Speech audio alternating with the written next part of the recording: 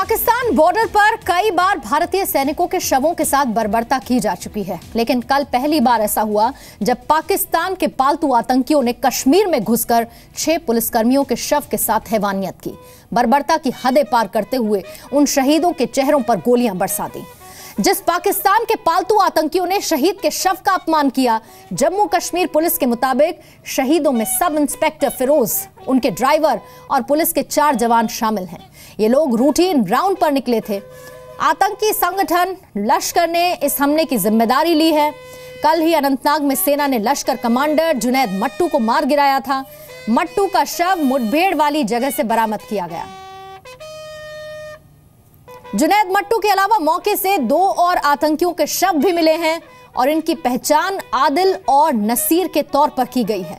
जम्मू कश्मीर के नौशेरा में पाक फायरिंग में शहीद हुए जवान बख्तावर सिंह का पार्थिव शरीर उनके घर भेजा जाएगा।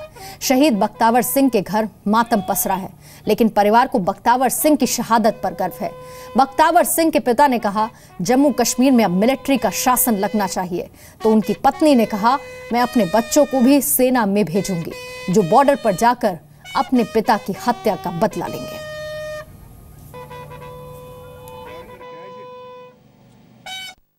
कुछ ही घंटों के बाद दक्षिणी कश्मीर के ही अच्छवल इलाके में मिलिटेंटों ने एक घातक हमला किया।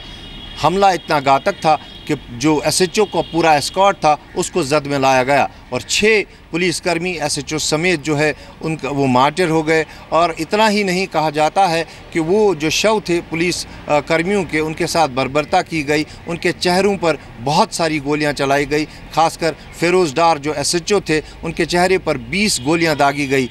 कुल इस पूरे एपिसोड में 200 राउंड्स फायर किए गए हैं इन 6 पुलिस कर्मियों पर और साथ ही साथ उसके बाद इनके पास से जो हथियार थे वो भी छीन लिए गए हैं। तुरंत इस हमले की जो है जिम्मेदारी लश्कर तैयबा ने ली, जिनके जो कमांडर थे वो एनकाउंटर में कुछ देर पहले मारे गए थे और बताया जा रहा है कि ये एक रिएक्शन है जो लश्कर तैयबा ने कमांडर के मारने पर की है। और उसके बाद से हालात जो है बहुत गंभीर हुए हैं कश्मीर घाटी में। सरहद पर पाक फायरिंग में देश के सपूत शहीद हो रहे हैं और अब सीमा के अंदर आतंकियों ने बर्बरता को अंजाम दे दिया है। आतंकियों की बर्बरता पर पूरा देश गुस्से में है, देश का खून खौल रहा है। सवाल फिर वही है कि कब तक हमारे देश के जवान ऐसे ही शहीद होते रहेंगे। कश्मीर की आंखों में फिर खून के आंसू हैं। 2 दिन के भीतर ही कश्मीर में फिर गम की वही तस्वीर है और फिर वही सवाल है कि जिन गद्दारों की वजह से कश्मीर के हीरो कुर्बान हो रहे हैं, वो देशद्रोही देश में कब तक बर्दाश्त होंगे। अब पाकिस्तान की बर्बरता का बदला लेगा कश्मीर।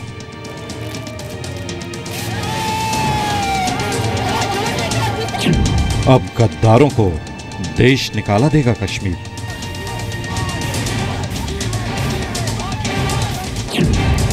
अब देशद्रोहियों के जश्न के खिलाफ खड़ा होगा कश्मीर। ये तस्वीरें अनंतनाग की हैं, जहां आतंकी हमले में शहीद पुलिसकर्मियों को श्रद्धांजलि दी गई, तो वहां मौजूद हर आंख नम और हर चेहरा पत्थर था। जब शहीदों का पार्थिव शव लाए गए तो परिवार के साथ पुलिस वाले भी रो पड़े।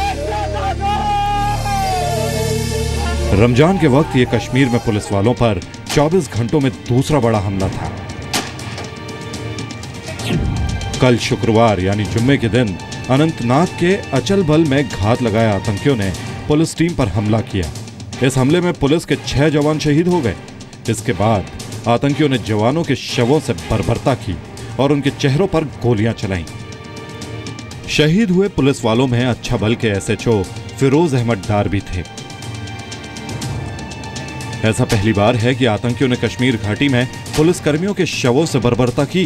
यह हमला 15 आतंकियों की पलटन ने किया था, जो शहीद पुलिसकर्मियों के हथियार भी लेकर भाग गए। इस बर्बर आतंकी हमले की जिम्मेदारी लश्कर तैयबा ने ली है। इससे पहले 15 जून को बुजदिल आतंकियों ने जम्मू कश्मीर पुलिस के कांस्टेबल शहजाद दिलावर सोफी उर्फ सज्जाद और शबीर अहमद पर हमला किया था। जिसमें वो शहीद हो गए। इसने इतना बुरा क्या किया था कि मेरे बेटे को इस तरह गोलियां दे दी गई। ये लोग भी 22 साल के लेफ्टिनेंट उमर फयाज की तरह कश्मीर के हीरो थे। इसीलिए ये आतंकियों और इन्हें पालने वाले गद्दारों की आंखों में बुरी तरह चुभ रहे थे। लेकिन इनकी शहादत कश्मीर के गद्दारों के अंत की शुरुआत है। जिन आंखों में कश्मीर के वीरों के लिए आंसू हैं, वो उन गद्दारों को कैसे बर्दाश्त करेंगे जो पाकिस्तान के लिए जश्न मनाते हैं। जैसे ही हमने तरावीह खत्म की, पटाखों की आवाज सुनाई दी। पाकिस्तान बहुत अच्छा खेला, फाइनल के लिए बेस्ट ऑफ लक। पाकिस्तान ने इंग्लैंड को 8 विकेट से हराकर फाइनल में जगह बनाई है। पाकिस्तान परस्त ऐसे गद्दारों के लिए आज का दिन बेहद भारी है। आज कश्मीर अपने वीरों को अंतिम विदाई देगा और इन शहीदों के जनाजे में शामिल होने वाले बताएंगे कि कश्मीर में आतंक और गद्दारों की उम्र कितनी है। ब्यूरो रिपोर्ट, जी मीडिया।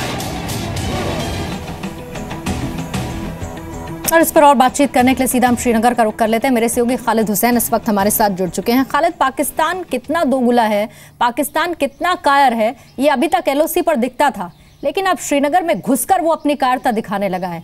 क्या ये वक्त है बर्बर पाकिस्तान के साथ सीधे आर पार होना चाहिए? हमारी सेना को, हमारी फौज को स्ट्रेटेजी में बदलाव करते हुए अब 4 कदम आगे बढ़ना होगा?